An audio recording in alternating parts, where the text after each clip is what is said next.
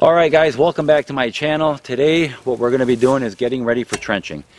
I'm not going to be actually doing the trenching right now, but what I have to do is get ready for it, and I have to find my utility lines. Now here I have a water line from my well, which is way down there, roughly about 400 feet. And I know that water line runs right about where the stake is here. That's why I put the stake here. It's in this general area, I know that, because I know where it's at up here. Right here I have an electrical line going to the well that I installed maybe several years ago now. I'm going to put a link to that video up here where I use a subsoiler to bury almost 400 feet of six gauge wire. Direct burial wire, and it beats trenching 400 feet. It really does. And then on the other end of my property I have a cable line that I have to find that I really don't want to cut. I had it flagged out from my solar panel array there that I had a guy come out here and find the line for me, because I knew it was where the general area where it was, but he had it marked out for me, and I tried digging close to where the flag was and I couldn't find it. So I'm going to have him come back out here and mark it out for me again. But today I need to find the water line. The only problem I'm having is the ground is like concrete. It hasn't really rained in a while, and it's very hard. We have more of a clayish soil here, and it's going to be rough. I'm going to try digging it by hand. I have a backhoe I'm going to probably end up using and just scraping it off, maybe down 6 to 8 inches. I know that pipe is roughly 12 inches down there. I really don't want to break it, because when you're using the backhoe, you can't feel nothing, of course. So you just got to carefully scrape it, but just one little scrape and I'll break the line and I'll have water everywhere. What I'll end up probably doing is shutting the water off when I start getting close, and then go and dig it by hand as much as I can until I find it.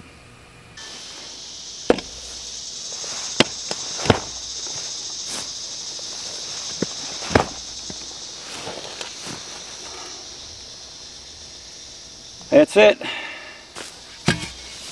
I think.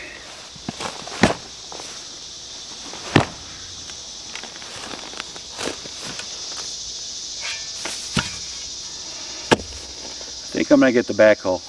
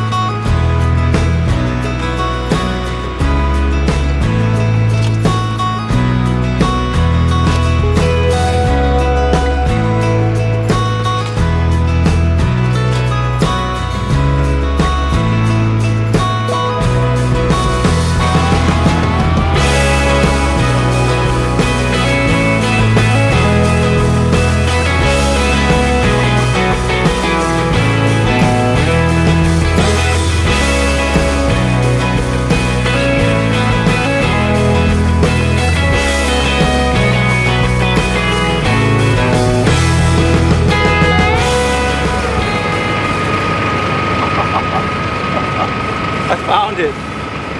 Man, I was like that close, and the dirt come off of it.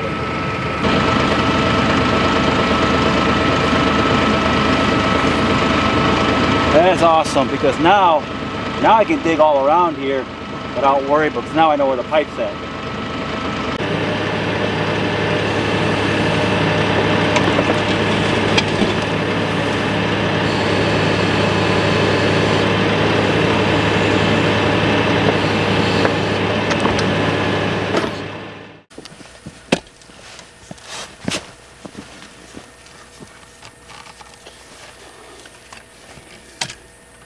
Alright, so what I had to do was widen it a little bit.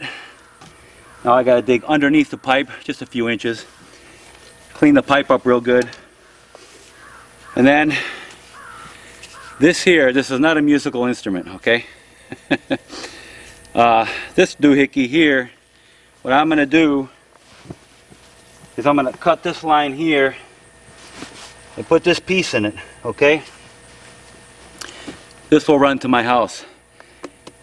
This side here is going to be, the polyethylene line is going to be connected to this barbed end here, coming from over there into here. And here I had the option to have water go to my house from the rain harvesting, or shut it off and get water from my well. Now obviously these have to be, one has to be on and the other one has to be off. I don't want my rainwater going back down into my well, of course. It wouldn't anyways, because at my well I have a check valve, a one-way check valve, so the water wouldn't go back anyways. But still, just in case, I have a valve here. When I want water from my rainwater harvesting, I just open this up and close this one. Okay, so I get water only going to the house. And when I want water from the well only, I'll close this one and open this one and get water from my well only to the house. And then over there I'll have another type of manifold like this. It'll be a T actually that'll come here and to my garden. And there I'll have a valve also to shut it off from coming any farther than the garden. So that's what I'm doing now. Just making some room under here so I can eventually cut this and connect this here. Alright guys, I turned the well off and I let the pressure out of the lines. Now this is going to go here, so I can shut the water off from the well, or I can shut the water on or off from the rainwater harvesting. So what I did is I put a mark here and a mark over here with my Sharpie, and that's where I'm going to cut it. Then, once I take that section out, I'm going to glue it to this here, to this T. It's going to be glued here like that. And on this end here, I'm going to have this compression coupling. All this is, it's got a rubber gasket here, and it will go over the pipe here. And then once this tightens up on it, it'll compress it and squeeze down on the pipe on both sides here and make a nice tight seal. I've used these before and they're pretty good. So like I said, I turned the well pump off, turned the valve off down there, and I let the pressure out of the house, so we shouldn't have much water in here when I cut this pipe.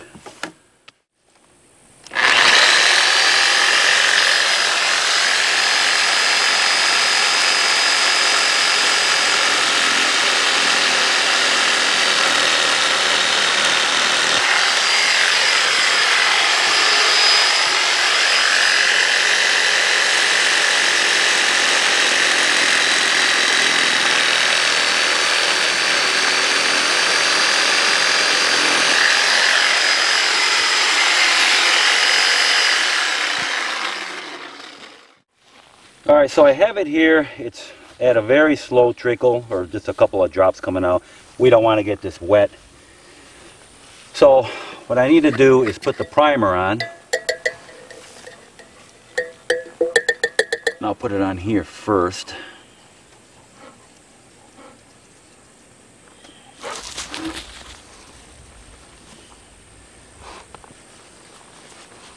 here.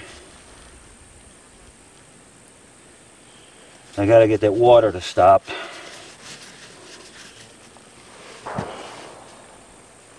Give me enough time to put the primer on.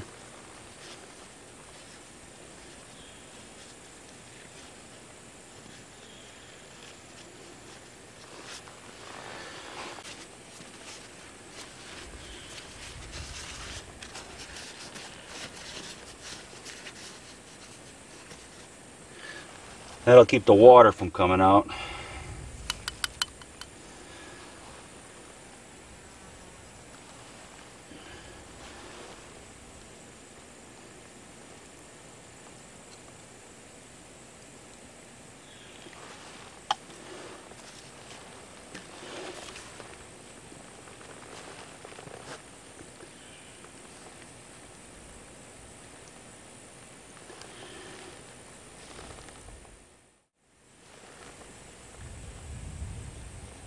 Okay.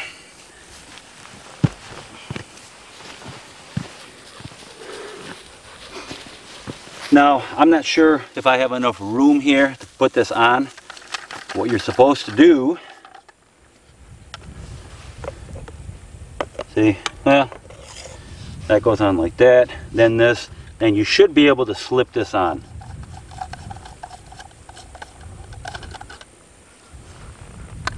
So,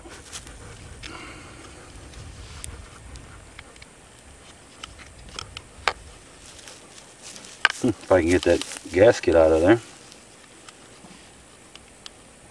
And there we go. So that will go on first. Make sure this is very, speaking of clean,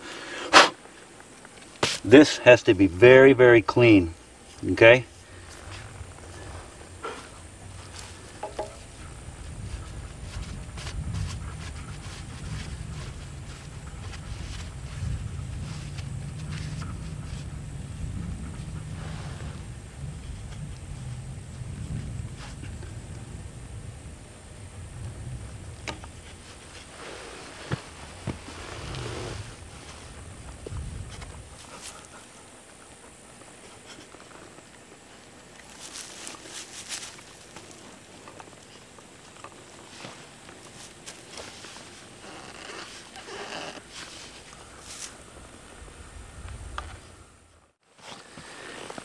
So what I went and got is some silicone grease. This stuff here works really, really good for your for gaskets like this, because it's really hard to get them on sometimes. So for general plumbing, the silicone grease works really, really good.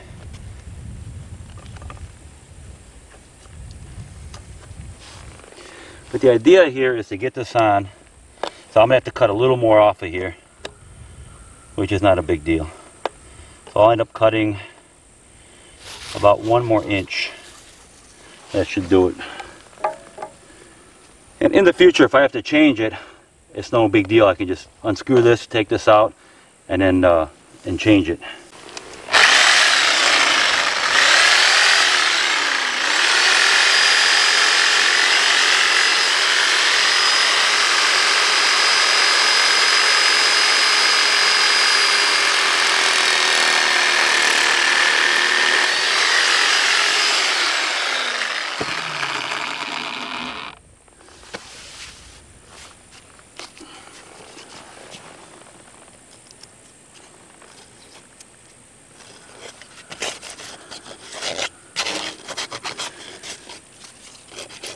Make sure you deburr it with some sandpaper on the ID and the OD.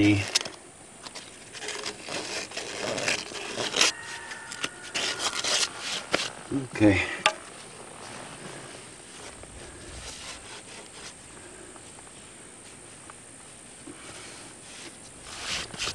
Now we can see if we can get this on. So, in the future, if I had to, I can take it off and put it back on. Okay, so, but what we need to do now is put on the rubber gaskets. Take a little bit of that grease off and just wipe it around.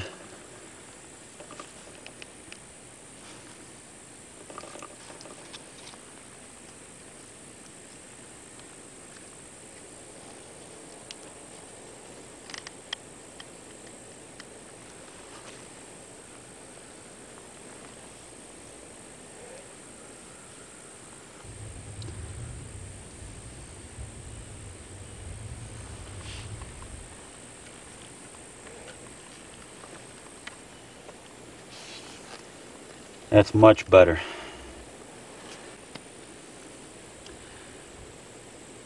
And put some on the inside too.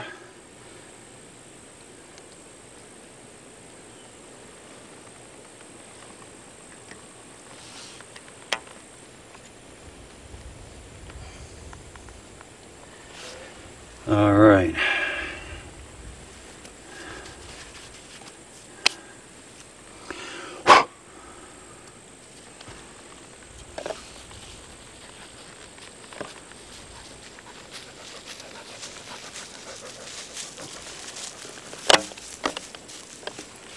So what you're trying to do is get that opening right in the middle here.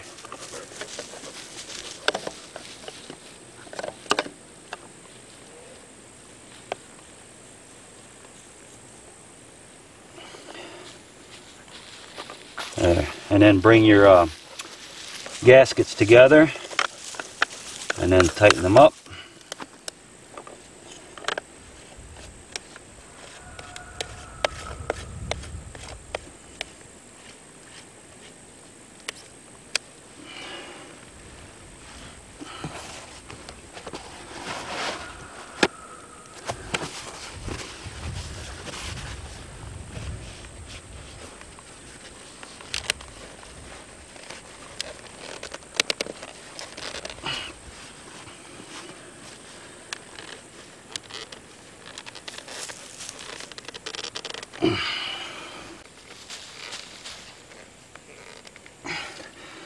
Once you get it hand tightened, best you can, get yourself some pliers or something, and then just give it just a little bit more, not a whole lot.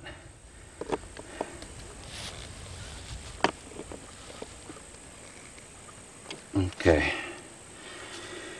And that should do it. Now I got this one open, so it's going to go back to the house. This one is closed, so I don't have to worry about it right now.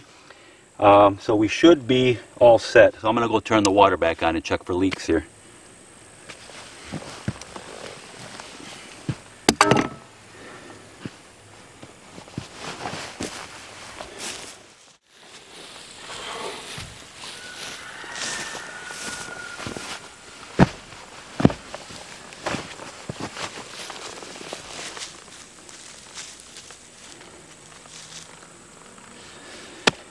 Cool, no leaks.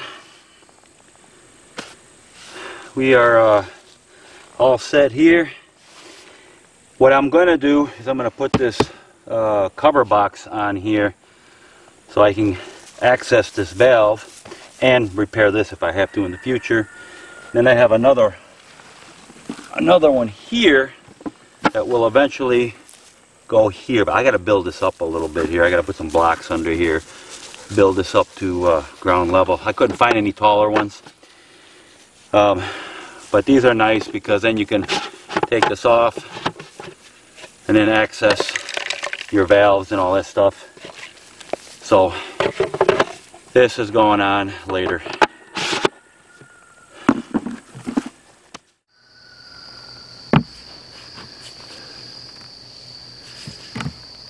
Okay, this looks like it'll work.